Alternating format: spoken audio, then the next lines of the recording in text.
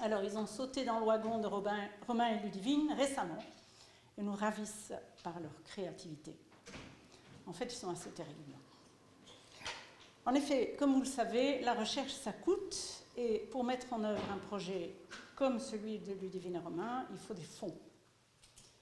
Alors, l'ABSM soutient depuis longtemps le projet. Elle fait ce qu'elle peut pour aider à financer la recherche, mais c'est évidemment très très peu par rapport aux vrais besoins financiers de ce genre d'entreprise. Alors, Thomas a une grande expérience dans le crowdfunding et a décidé de mettre celle-ci au service de projets qui ont du sens. Pour lui, c'est important. Et il a récemment organisé l'événement Run to Kick, qui a levé des fonds pour le projet Kick Cancer, qui est un projet au profit de la recherche contre le cancer pédiatrique. Et ça, c'était un énorme succès. Ce n'est qu'un exemple, parmi d'autres, de son type d'approche. Alors, avec Alissa, il va vous présenter le projet Beat It, qui a l'originalité de s'appuyer sur les réseaux de patients et leur entourage. À vous. Merci Yushka. Merci à tous d'être venus aujourd'hui fêter les 20 ans de l'ABSM. Comme parent d'un enfant atteint du syndrome de Marfan, c'est vraiment très réconfortant d'être entouré par tant de personnes bienveillantes aujourd'hui. Je suis venue pour partager avec vous deux idées qui me remplissent d'espoir tous les jours. La première idée, c'est que la maladie génétique n'est plus invincible. On a écouté les orateurs qui ont parlé avant moi et on comprend qu'on est dans un moment clé dans la recherche médicale, dans la génomique, dans la génétique, et que les chercheurs ont très envie d'avoir cette base de données que Romain et Ludivine essayent de mettre en place pour avancer dans leur recherche, pour mieux prédire ce qui peut arriver aux patients atteints du syndrome de Marfan, pour mieux les guérir, pour trouver des traitements plus efficaces, plus personnalisés. Alors, si la communauté scientifique est impatiente d'avoir cette base de données, je peux vous dire que comme parent, je suis super impatiente de voir les résultats de ces recherches aboutir à des traitements plus adaptés et plus performants pour nos enfants. Et cela m'amène à la deuxième idée que je voulais partager aujourd'hui et qui pour moi est vraiment un moteur d'espoir.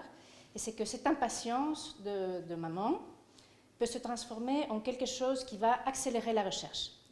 Et donc, avec mon ami Thomas, on essaie de mettre en place un outil qui va donner un coup d'accélérateur au financement de la recherche par le crowdfunding. Et je vais laisser la parole à Thomas, qui va vous expliquer en quoi consiste l'outil qu'on essaie de mettre en place et ce qu'on attend de vous.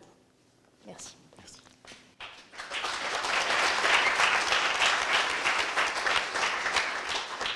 Bonjour, mon nom est Thomas Carton. Alors, je fais de la stratégie e-commerce depuis bientôt 20 ans et ça fait 3-4 ans que je ne m'occupe plus que de crowdfunding ou de fundraising. Donc, après avoir longuement réfléchi avec Alissa, Romain et Ludivine, on est arrivé à la conclusion qu'on ne pouvait pas attendre que l'argent et la recherche tombent du ciel. On n'avait pas ni le temps ni la patience nécessaire. D'où l'idée de créer une plateforme de levée de fonds sur Internet que nous avons décidé de nommer Les Impatients. Vous l'aurez compris, Impatience en anglais. Et donc l'idée est simple. Il s'agit de mobiliser 500 familles à travers le Benelux et la France et de leur demander à chacune de créer une page sur laquelle leurs amis pourront soutenir la Fondation 101 Génome pour le prix modique d'1 café par mois.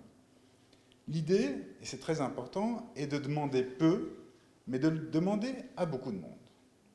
Imaginez, quand les 500 familles auront convaincu 10 de leurs proches de financer la recherche à hauteur de 5 € par mois environ, la Fondation, avec le soutien des associations de patients, pourra alors allouer 300 000 € par an à l'accélération des programmes de recherche que l'on vous a présentés en détail aujourd'hui.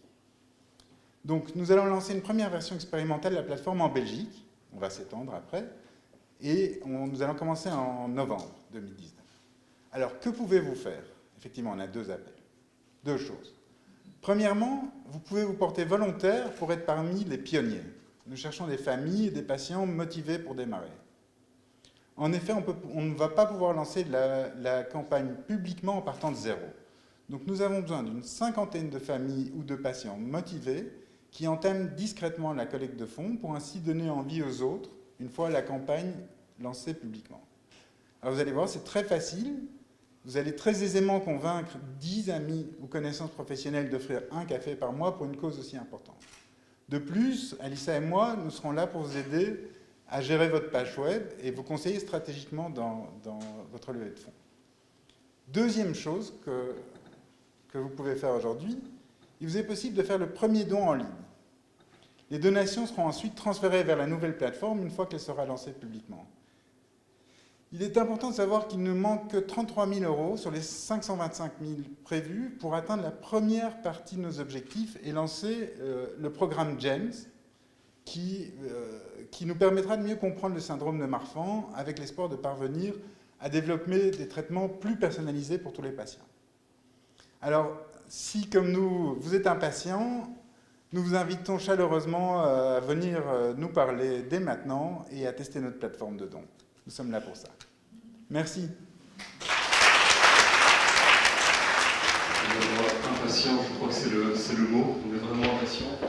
On est aussi impatient maintenant d'aller boire un verre avec vous à l'étage.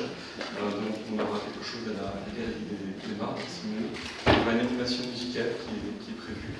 C'est notre ami Olga Dubois qui va faire un morceau qui a été composé par Rachmaninoff. Rachmaninoff, je pense que certains d'entre vous le savent. Il est aussi suspecté de présenter le syndrome de Marfan. Il y a toute une série de personnes qui ont le syndrome de Marfan qui font des choses extraordinaires dans leur vie. Il y a quelque chose sur... Aujourd'hui, c'est les 20 ans de la BSM. La BSM, c'est une fantastique organisation de patients. C'est une organisation de patients qui est vraiment généreuse, qui est portée par des individus extraordinaires. Vous l'avez vu, le symbole de la BSM, c'est un cœur et une main. Alors le cœur et la main, c'est vraiment la signature du syndrome de Marfan. C'est cette arachnodactylie que vous voyez chez les... Quand je prends la main de mon fils, c'est comme tenir un petit aile d'oiseau, donc ça c'est très très particulier, et c'est très touchant. C'est leur cœur aussi, leur cœur c'est leur principal concert, mais c'est aussi une grande générosité. Alors moi j'aimerais appeler bien sûr Yvonne à monter sur scène, j'aimerais appeler Véronique, et j'aimerais appeler Douchka, venir ici, parce que l'association de patients, la BSM, c'est une histoire de maman. Les 3 présidentes qu'on a ici, c'est 3 mamans qui se sont investies avec énormément d'ardeur et d'amour pour leurs enfants. Et c'est ça l'histoire de la BSM, c'est une histoire de maman et une histoire d'amour. Merci à vous.